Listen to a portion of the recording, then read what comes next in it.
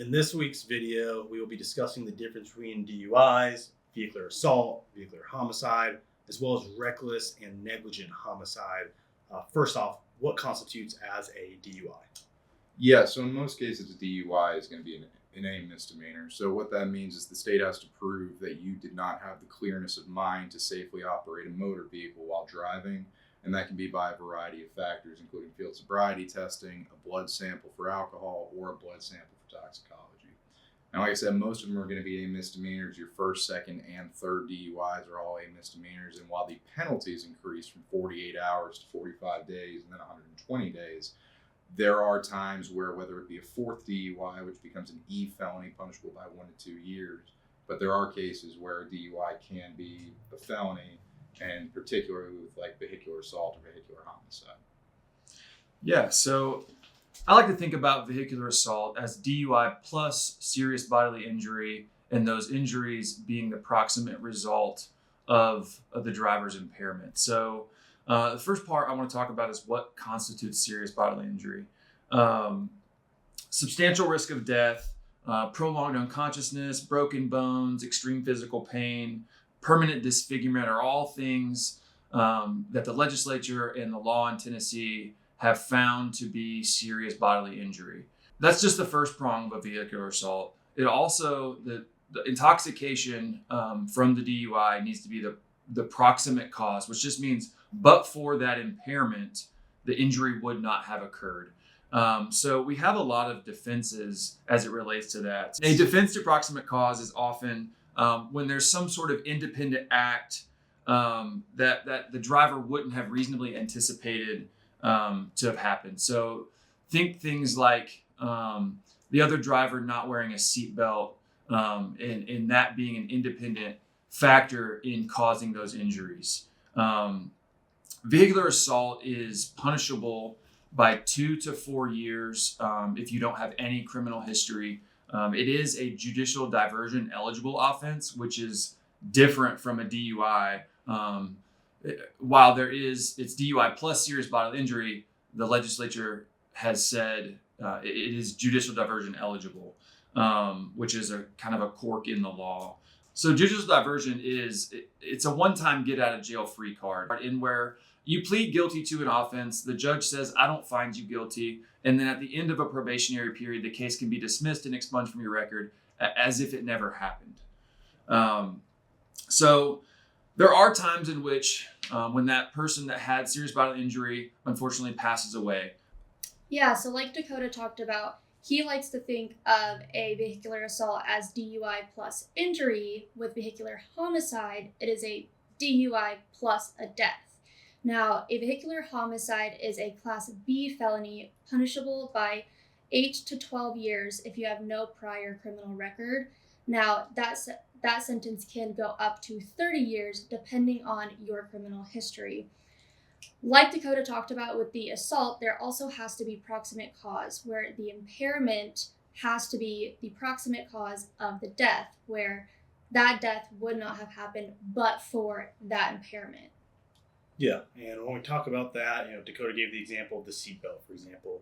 Other examples is, if there's a mechanical failure with the vehicle that results in the accident, or, that is something else that we discuss, is not just proximate cause of the injury, but proximate cause of the accident. And so if there's another reason for why the accident occurred, there's a mechanical failure that was uncontrollable, and the accident was not the result of the person's impairment, but because their steering wheel stopped working or they couldn't press the brakes, something like that could be a reason why it wouldn't be vehicular homicide, and that would be an argument for why it's not vehicular homicide, but either reckless homicide or negligent homicide. Reckless homicide brings it down from the B felony that Emily discussed down to a C felony, 3 to 6 years, potentially diversion eligible, potentially probatable, unlike the vehicular homicide that is mandatory 100% with no eligibility for parole. Or if there's an argument that is negligent homicide, so someone takes their eyes off the road, they look back, they see the person in front of them slamming on their brakes, and they do everything possible to avoid the accident, but just cannot avoid that accident. Well, there might be an argument that it wasn't reckless behavior, but it was negligence, which is what we see in car accident civil lawsuits all the time. It's a negligence claim, not a reckless claim. That brings it down to an E felony, 1 to 2 years. So when we talk about the level of felonies, we talk about the level of punishment possible. It's really important to look at proximate cause of the accident and proximate cause of the injuries to see, can the state prove their case. Like Dakota said with the seatbelt, if the person was wearing their seatbelt, they would have never been injured, or in the vehicular homicide setting would have never died. If we can get an expert to say that on the stand, that gets us one step closer to avoiding the 100% prison time or whatever it might be, getting it down to something like a reckless homicide, negligent homicide, or even a due care violation, a misdemeanor that resulted in death. Really depending on the facts and circumstance of the case. Every case is different, right? So it's really important that we look at every little detail of these cases. One interesting piece of legislature that we've discussed, even at sentencing hearings, are vehicular assaults, and the fact that a vehicular assault is judicial diversion eligible, meaning it can be dismissed and expunged at the end of the case under certain conditions. First off, when we talk about judicial diversion, what is a judicial diversion? Yeah, so what a judicial diversion is, it's kind of like a one-time in life get out of jail free card. So you would go before a judge, accept an agreement, and when you pled guilty, the judge would say, that's great, but I do not find you guilty. And as long as you were able to comply with certain terms over the course of the pre-selected period of time, whether that's an 1129 on an A misdemeanor of months and 29 days, 1 day shy of a year, or up to certain felonies like an E, C, or D, but there are some times that a diversion is not applicable or not available. Yeah, so the most common situation in which we see an offense not being eligible for what Andrew described as the judicial diversion is a DUI. The legislature has carved out specific offenses that you cannot get a judicial diversion on, and DUI is one of them. So a DUI remains on your record once convicted forever. There's no way to get that DUI off of your record. Emily?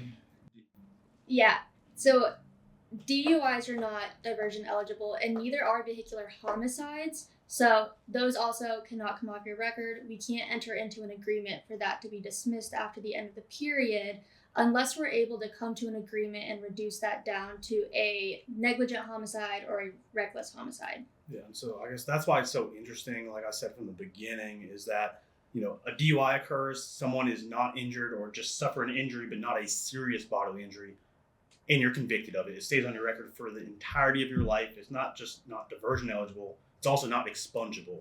But the same DUI happens, but the person is seriously injured but does not die, and now all of a sudden it's judicial diversion eligible, meaning you can do everything that you're supposed to do, it gets dismissed and expunged as if it never happened.